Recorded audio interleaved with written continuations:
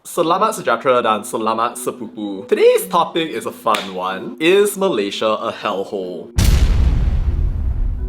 I know, some of you might be tempted to say that, oh, Malaysia must be a horrible place. He's been criticizing its leaders left, right, front, and center. I'm gonna say no right now, but I totally get if you think that I can criticize my baby but nobody else can. But no, I don't think so. In many ways, it is a beautiful country. But well, according to Ahmed Hadi, it is a hellhole. It started the way all dramas do as he went to Penang. Don't ask me why it's all about Penang, by the way, I have no idea. Apparently, he came to Penang with his family, hung out for a quick bit. Until he encountered his greatest enemy, a car park. Apparently he had a 7 ringgit fee, tried to pay it by card got rejected, tried to contact car park attendant, nobody there, moved the barricade and it caved like paper. He left, got arrested, gonna fine, paid 12,482 ringgit in bail, 5,577 for a lawyer, sharing his house with 50 other men with only one toilet, and now 8 weeks after his misadventure, he is stuck in Malaysia, declaring Malaysia as inhumane, a police state where there's no freedom of speech, a hellhole without human rights.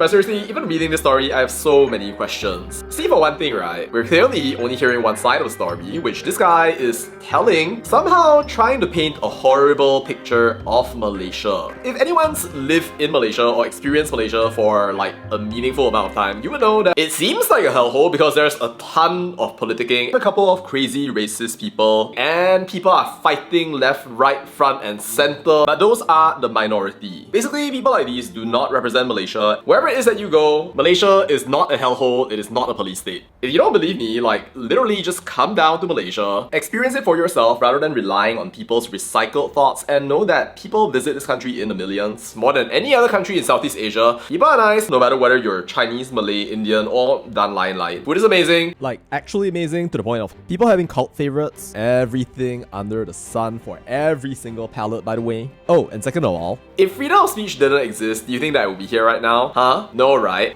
pretty sure the police state thing is false, if it turns out not to be, you know what to do, huh? But anyway, getting back to it. This guy wants us to believe that he is an innocent tourist who couldn't pay his parking fee, got abused by Malaysian authorities, a human rights case punished by an unfair legal system. So let's pick that apart. First of all, he says that he couldn't pay with all his cards. So the natural question is, why don't you just pay with cash? Second question is, if you couldn't find the car park attendants, then why not go to the management? I'm not seeing in what universe it is a good excuse for you to break a car park barrier because you were just forced to wait for 10 minutes. Cannot wait another 10 minutes, I cannot go and ask people how to pay for the machine. There were literally millions of different other more civilized things that this person could have done in order to solve the problem, but he decided to do the most barbaric one, and he even took a picture of himself along the way.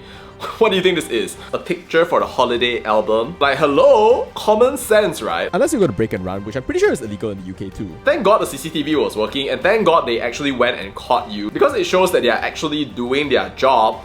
And in Malaysia, people cannot just randomly break things and then run away. Is that something that you do in your civilized society? Because if that's something that you do in Britain all the time, right, then it looks like Britain is the hellhole and not Malaysia.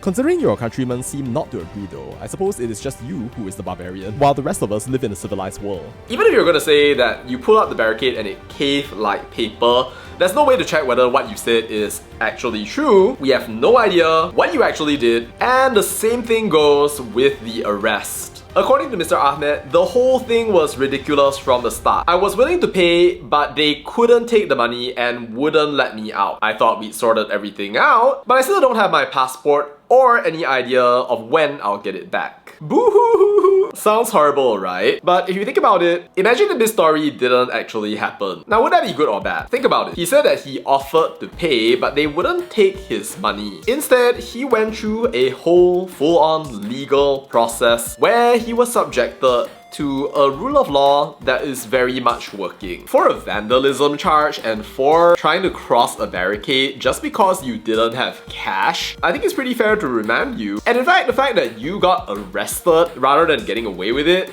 I think that's a good thing that would have also happened in the UK. The fact that this guy actually got arrested is a showcase that there are actually hardworking, non-corrupt officials. If he didn't get arrested, then that would basically just mean that somehow or another he worked out a deal to get himself away, ignore the law, paid money somehow, made a backroom deal, and now he's gone. As much as I want to entertain the hatred of some of y'all for Malaysia, all I'm seeing is that this guy broke the law, destroyed private property, tried to get away from it, didn't get away, and now is complaining because Malaysia's legal system actually works. If Malaysia is a hellhole, it is because politicians are going out there lying 24/7 while claiming that they are the representatives of their religion as if the world will never punish them. It is not because the legal system of this country and the police actually did their job to a foreign national who somehow wants to pretend he is a paragon of justice and Malaysia is the most horrible country in the world. Of course, he had a bad time, he was in jail, but that's not showing that Malaysia is a bad place, that's showing that you're getting punished for your sins. It is literally that simple. It definitely rubs me the wrong way to see someone going out there and yapping. Especially if they're a barbarian pretending to be a civilized person. I have no idea how long this guy is gonna go out there criticizing Malaysia, declaring that it's a hellhole, but as a Malaysian, at least for me, I'm actually thankful that it happened. Imagine if this were one more of those untold stories out there of police officers receiving under the table bribes. So in this case, you know what? Good job, Malaysian police. I'm glad that you did what you did. And to Mr. Ahmed, okay, you don't want to live in Malaysia? Okay, fine, understandable. Because this is a country for that small little thing that we call rule of law, not your breaking, parking, gate, playing victim, yapatronomania, complaint party which you want to involve the Malaysian people in. Alright, that's all I have to say about that, and bye.